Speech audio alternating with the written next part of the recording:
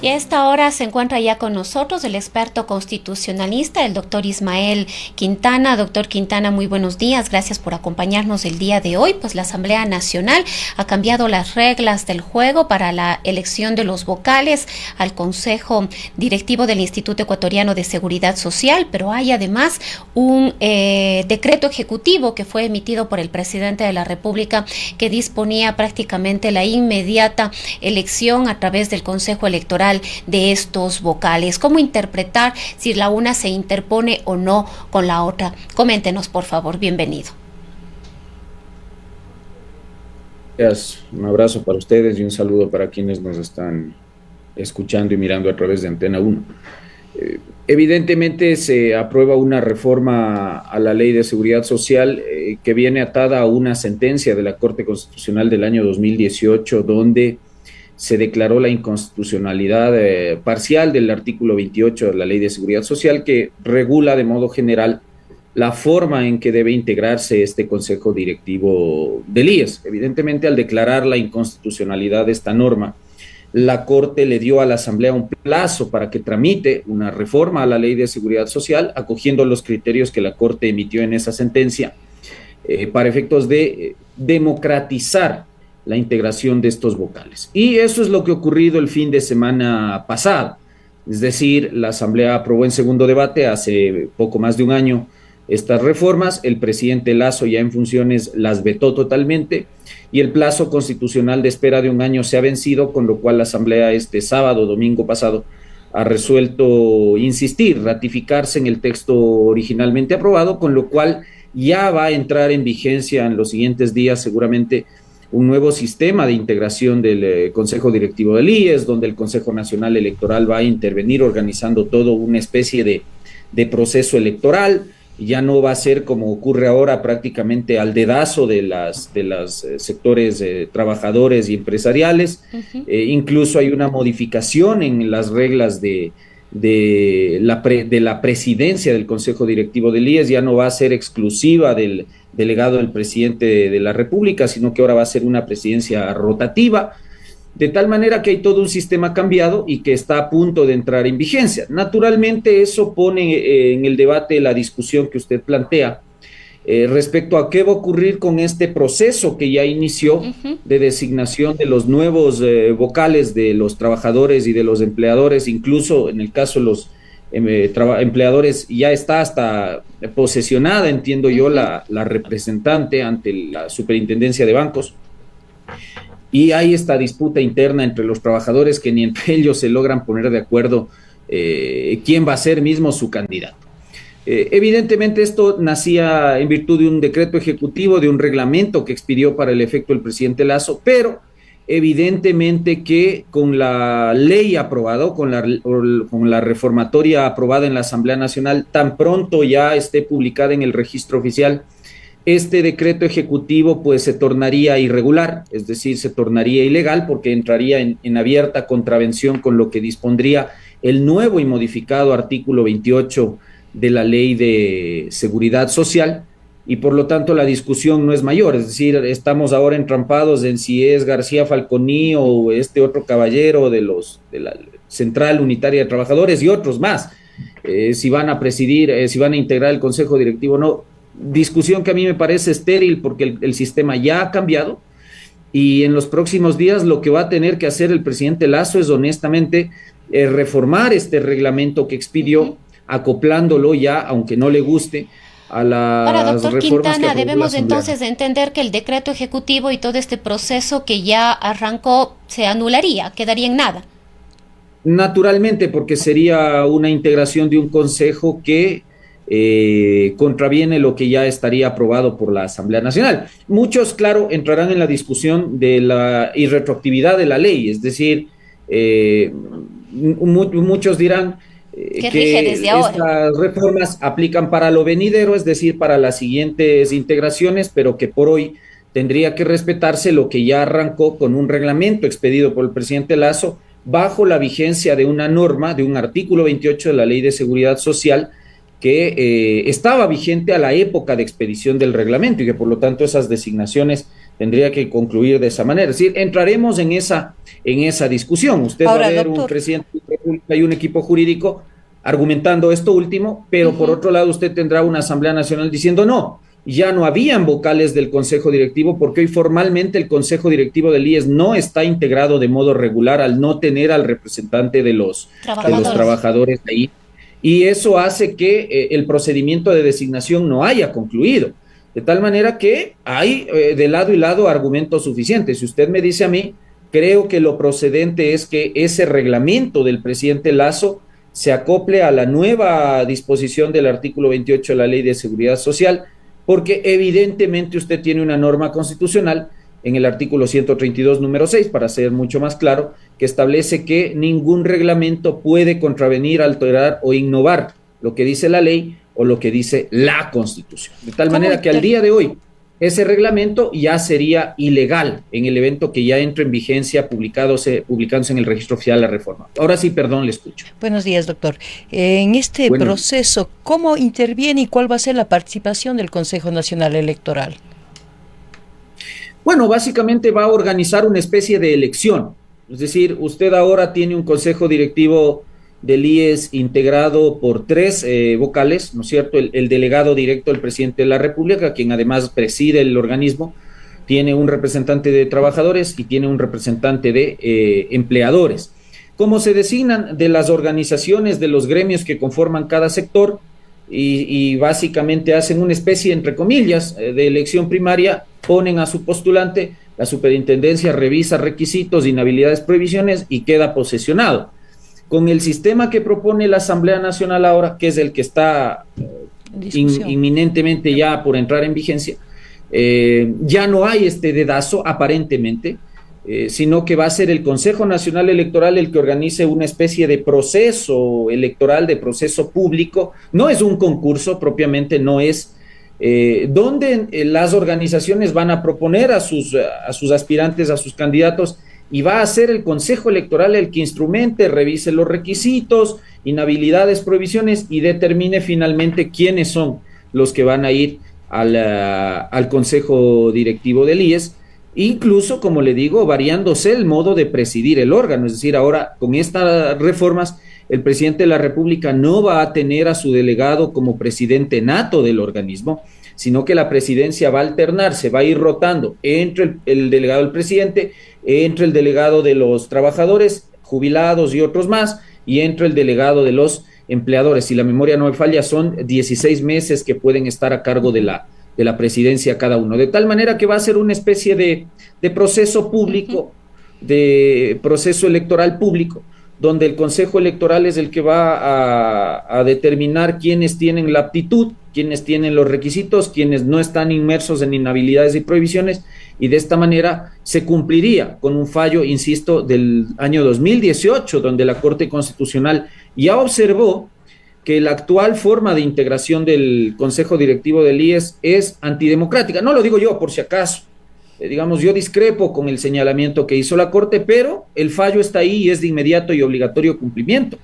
Y la Corte es la que dijo, hay que modificar la legislación para permitir que muchos más sectores de empleadores y de trabajadores que no están incluidos en estas centrales, en estos sindicatos, en estos gremios, tengan que tomarse en cuenta para efectos de que todos quienes con sus aportes alimentan o financian las arcas del IES, y que finalmente es del sistema de seguridad social para todos, puedan participar y puedan tener incidencia en quienes van a integrar el organismo. Entonces, los legisladores, en el marco de esta libertad de configuración legislativa, pues han modificado y han propuesto este sistema que yo le diría, bueno, se ajusta a lo que la Corte Constitucional ha previsto. Entonces, lo que usted al día de hoy tiene es una evidente ya contravención del reglamento a esta ley que, insisto, todavía no está en vigencia porque no está publicada en el registro oficial, pero apenas esté publicada en el registro oficial sí que va a entrar en vigencia. Entonces, evidentemente, todo este proceso que se está intentando llevar a cabo,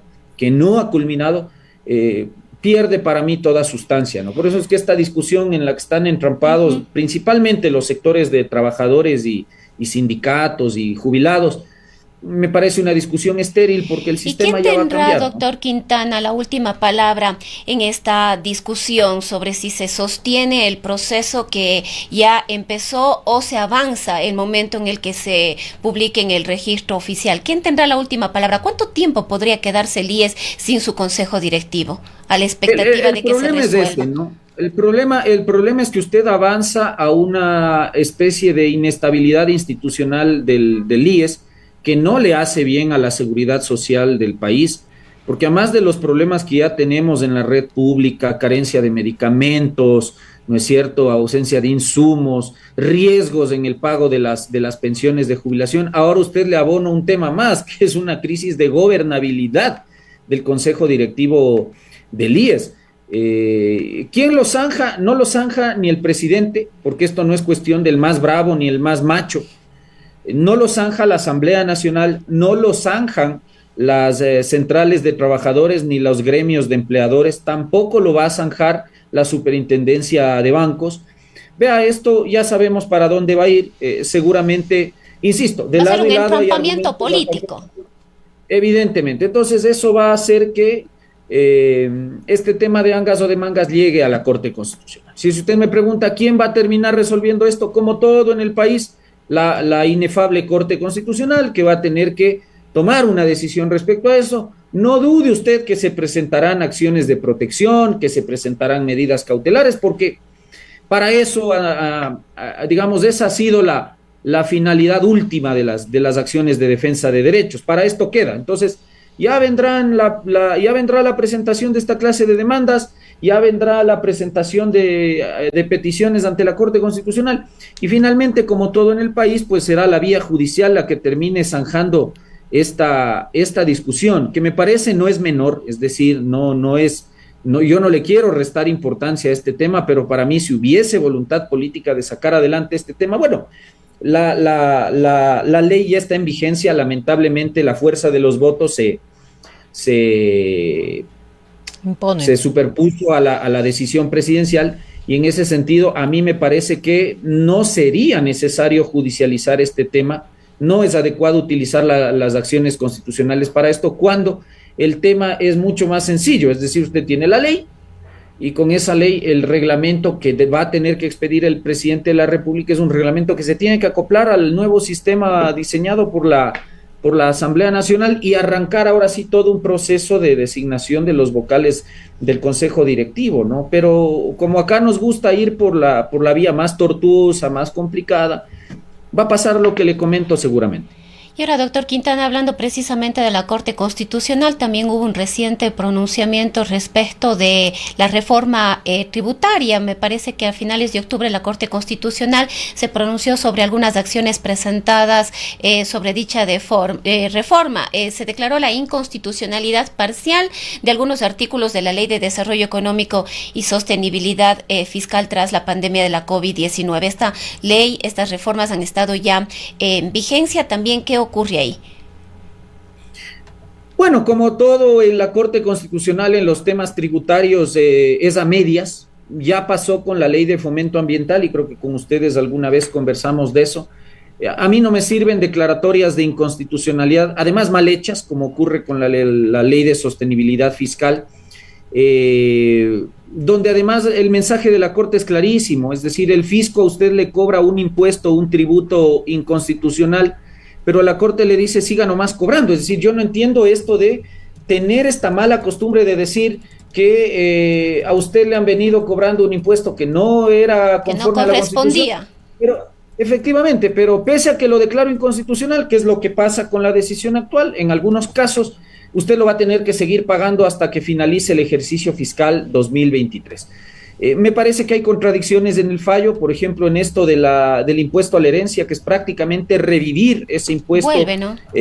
Inconstitucional. Sí, porque la Corte lo que le está diciendo es que le parece discriminatoria y violatoria del principio de igualdad la exención que se hace respecto al pago del impuesto a la herencia para el cónyuge sobreviviente y para los herederos directos, legítimos. La Corte dice que eso es discriminatorio, lo cual abre una peligrosísima puerta para que el legislador pudiese establecer exenciones, porque con ese criterio entonces cualquier exención de carácter tributario sería inconstitucional por ser discriminatoria o por poner al contribuyente en una situación de desigualdad respecto a otro. Con ese criterio, por ejemplo, la propuesta del presidente Lasso que ha hecho ayer de establecer una exención al impuesto a la renta, a la base imponible del cálculo de impuesto a la renta para personas que contraten en su nómina de trabajadores a ciudadanos mayores de 45 años sería inconstitucional, pues a juicio de la Corte Constitucional. El tema del RIMPE, de este régimen impositivo simplificado para los negocios de emprendedores y los negocios populares. Me parece que bajarse las deducciones que se establecían ahí. Pero este RIMPE desaparece. De acuerdo a la resolución de la Corte, ¿desaparecería el RIMPE? ¿Esto regiría desde el 2023? El RIMPE Emprendedores desaparece aparentemente desde 2023, lo cual los colegas expertos en materia tributaria, en la oficina tenemos uno, Aldrin Gómez, conversábamos ayer de este tema, y claro, discutíamos y él dice, bueno, lo que pasa es que el efecto de esta declaratoria de inconstitucionalidad no es solo desaparecer este régimen, sino que con este régimen uno vuelve a la informalidad a gente que ahora estaba tributando algo, no mucho, pero algo, ¿no es cierto? Y como todos sabemos, los impuestos fondean situaciones o necesidades de orden público, educación, salud, obra pública, etcétera, etcétera. Entonces, fíjese usted cómo las decisiones de la Corte Constitucional impactan en el manejo de las finanzas públicas, en el aspecto recaudatorio. Me hace mucho ruido la declaratoria de inconstitucionalidad, por ejemplo, a estas normas relativas a la ley de hidrocarburos. La Corte dice que no tienen nada que ver con el eje económico y de sostenibilidad fiscal, cuando los ingresos petroleros evidentemente alimentan el presupuesto general del Estado, alimentan las finanzas públicas y forman parte de este tronco común, de este eje económico que manejaba ese proyecto de ley. Para la Corte eso rompe con el principio constitucional de unidad de materia y lo declara inconstitucional. Entonces, el problema es que usted se baja este tipo de reformas. ¿Y cómo puede un presidente de la República vender al inversor extranjero, incluso al inversor nacional, estabilidad y seguridad jurídica si usted tiene una Corte Constitucional que en ese sentido no le colabora? Y que además no se metió a analizar contradictoriamente otras disposiciones de esa ley de sostenibilidad fiscal que sí que eran confiscatorias y que sí que violaban el principio de capacidad contributiva. Por ejemplo, el aumento grotesco del impuesto a la renta para las personas de clase media, como ustedes, como yo y otras personas. Sobre eso la Corte no se pronuncia porque dice que no puede entrar a analizar el fondo del contenido del impuesto porque eso es un asunto de libertad de configuración del legislador, pero contradictoriamente sí lo hace con las reformas a la ley de hidrocarburos, con las reformas al RIMPE, a este régimen impositivo simplificado. Ahí sí entra a analizar, por ejemplo, lo pernicioso o beneficioso de establecer esta clase de exenciones o esta clase de reglas específicas que permitan facilitar los procesos de contratación pública en materia petrolera. De tal manera que esta es una decisión más política que jurídica y que no le hace bien, evidentemente, al régimen recaudatorio y a las finanzas públicas. Evidentemente, el mensaje para el inversor es de inseguridad absoluta, me refiero a inseguridad jurídica absoluta, pero bueno, en algún momento tendremos que sentarnos a discutir sobre si empezamos a morigerar un poco